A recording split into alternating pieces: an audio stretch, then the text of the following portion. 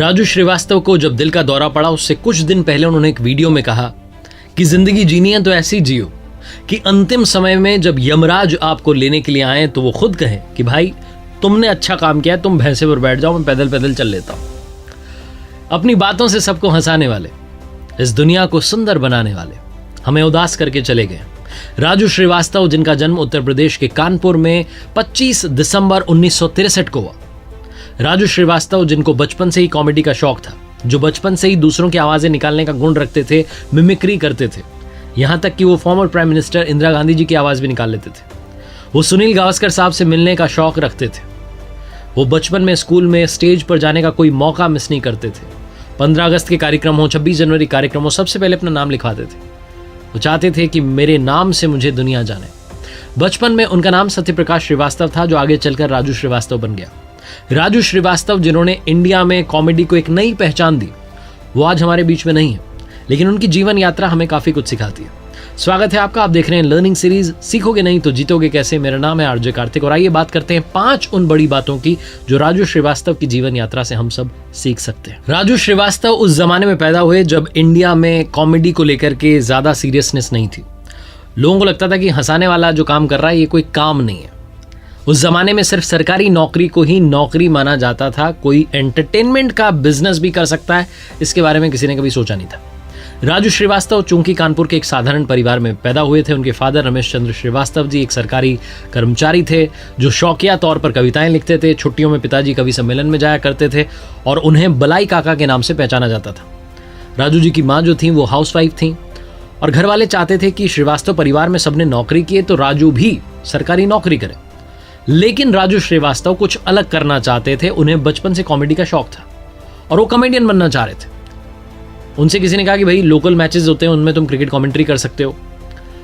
लेकिन राजू जी की जो असली इंस्पिरेशन थे वो बिग बी थे, अमिताभ बच्चन साहब थे। उनकी फिल्में देख करके राजू श्रीवास्तव को लगता था कि मुझे भी एक दिन ऐसा कुछ काम करना है।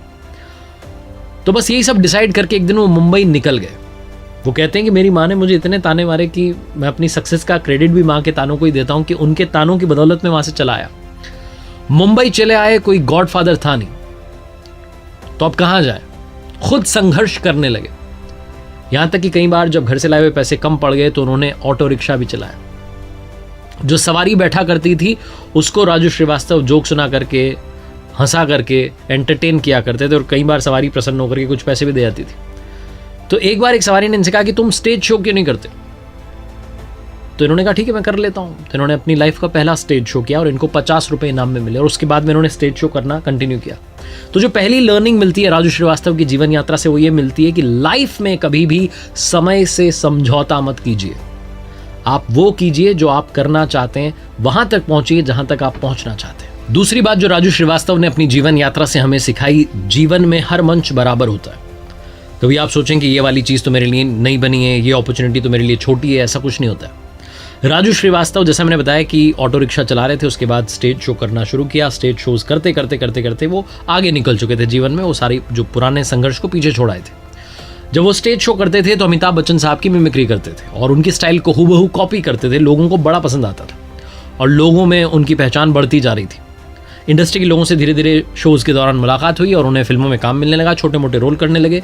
तकरीबन 19 फिल्मों में उन्होंने उसके बाद में काम किया।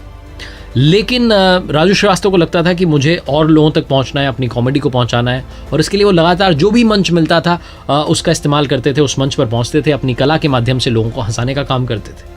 1994 में एक शो आया था टी टाइम मनोरंजन, उसमें राजू श्रीवास्तव नजर आए थे। उसके बाद में एक शो आया था the great Indian laughter challenge, जिसके पहले सीजन में राजू श्रीवास्तव नजर आए थे। और वो एक ऐसा शो था जिसमें जितने भी कॉमेडियन आ रहे थे सारे नए लोग थे, उनको कम लोग जानते थे और उन नए लोगों के लिए राजू श्रीवास्तव एक इंस्पिरेशन थे। जब उन्होंने देखा कि राजू श्रीवास्तव भी हमारे साथ में कंटेस्टेंट के तौर पर आए हैं और उनसे पूछा कि सर आप भी यहाँ पर, तो उन्होंने कहा कि मुझे लगता है कि मुझे अभी भी कम लोग जानते हैं, मुझे और लोगों तक पहचान बनानी। और वाकई में वो जो शो था उसके जरिए, अपनी स्टैंड अप कॉमेडी के जरिए राजू श्रीवास्तव ने घर घर में पहचान बना ली थी। राजू श्रीवास्तव उसके बाद में कॉमेडी का महामुकाबला, comedy circus, comedy nights with Kapil, the Kapil Sharma show, gangs of Hasipur, ऐसे बहुत सारे शोज में नजर आए और जहां कहीं मौका मिलता था वो अपने टैलेंट को शोकेस करते थे, लोगों के चेहरे पर मुस्कान लाने का काम करते थे। तीसरी बात जो सीखने को मिलती है वो ये है कि हमेशा एक अच्छे लर्नर बनिए, ऑब्जर्व करना शुरू कीजिए आसपास। ऑब्जर्वेशनल कॉमेडी जो हमें आजकल बड़ी सुनने को मिलती है, इसकी शुरुआत राजू श्रीवास्तव ने की। अपने आसपास जो हो रहा है उसको ऑब्जर्व करना और उसके जरिए कॉमेडी सीन्स क्रिएट करना, ये राजू श्रीवास्तव ने दुनिया को सिखाया। चाहे वो शादी वाला सीन हो, बारात में डांस वाला सीन हो, बड़ी सारे उनके जो वीडियोस हैं बड़े वायरल हुए। राजू श्रीवास्तव का एक कैरेक्टर है जो कि बड़ा फेमस हुआ, गजोधर भैया, और उसके पीछे की कहानी सुनाते हुए राजू श्रीवास्तव कहते हैं कि जब हम मामा के घर जाते थे, उन्नाव के बीघापुर में उनका घर है, और जब हम मामा के वहाँ जाते थे तो वहाँ एक भाई साहब जो कि बाल काटने के लिए आते थे, उनका नाम गजोधर था, और उन्होंने अपने सीने पर गिटार वाला टैटू बनवाया हुआ था, और वो कहते थे कि जब भी मैं खुजली करता हूँ तो ये गिटार बजती है। तो वो नाम उन्हें बड़ा पसंद आया और तब से उन्होंने उस गजोधर नाम को अपने माइंड में रखा और बाद में एक किरदार के तौर पर उसका इस्तेमाल किया। कुछ जो मीम्स हैं उनके, उसमें एक वो डायलॉग है कि ट्रेन हमारी वाली छूटी या बाजू वाली छूटी, ऐसे बड़े सारे डायलॉग्स हैं गजोधर भैया वाले जो बड़े फेमस हुए। लेकिन कहानी का सार कुल मिला के ये है कि आप चौकन्ने रहिए, आसपास काफ़ी कुछ सीखने को देखने को मिलता रहता है, उसके ज़रिए भी आप अपने टैलेंट को शोकेस कर सकते हैं। चौथी बात जो सीखने को मिलती है, परिवार का प्यार जीवन में होना बहुत ज़रूरी है। परिवार के प्यार के बिना जीवन में सब कुछ नामुमकिन सा है, सब कुछ अधूरा सा है। राजू श्रीवास्तव जो कि फैमिली मैन रहे, उन्होंने उनकी लाइफ से जो कुछ किस्से हमें सुनने को मिले, उसमें से एक किस्सा बड़ा फेमस है, उनकी लव स्टोरी वाला। वो कहते हैं कि उनके भैया की बारात फतेहपुर पहुंची थी, उन्हें नहीं मालूम था कि भैया के साथ साथ उन्हें भी अपनी दुल्हन मिल जाएगी।